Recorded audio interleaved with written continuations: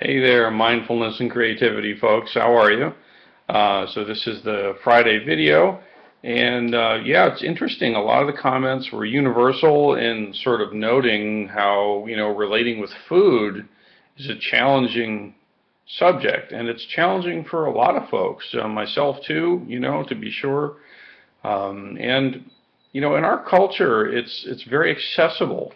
I've read a lot of things that say, genetically and in our history, we've been designed to deal with a real lack of food and nutrition, so that when there's a chance to get a bunch of calories quick, you go for it.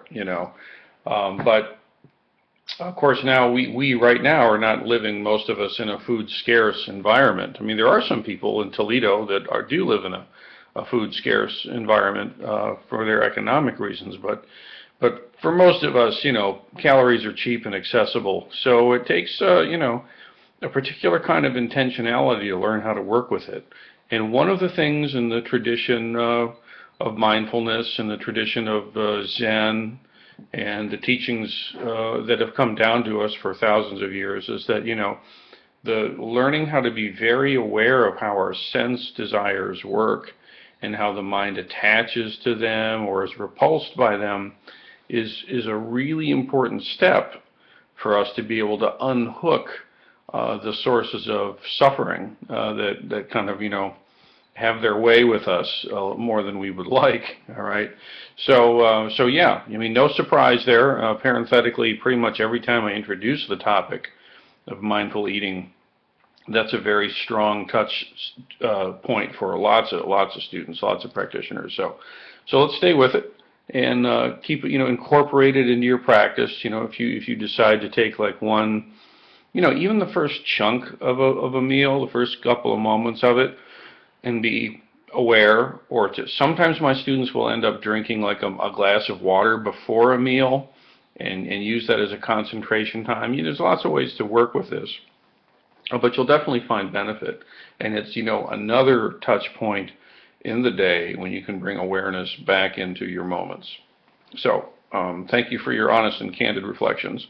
One sort of housekeeping note, when those video links are posted there, a lot of times it looks like just a big blur, but there's actually more than one link. And even though I try to separate the links with spaces, somehow when I post them there, Blackboard just smushes them all together. So make sure that you're actually seeing all the videos that are there. And one of the clues is, the videos have numbers. Video 14 will be in there somewhere, or the number 26 will be in there somewhere else. Whatever the video number is, you see. So that's one thing you can kind of keep an eye on. Make sure you're seeing the different videos that are posted each week for the discussion. At least one person, it's easy to miss, I get it. But watch the video again and amend your comments accordingly.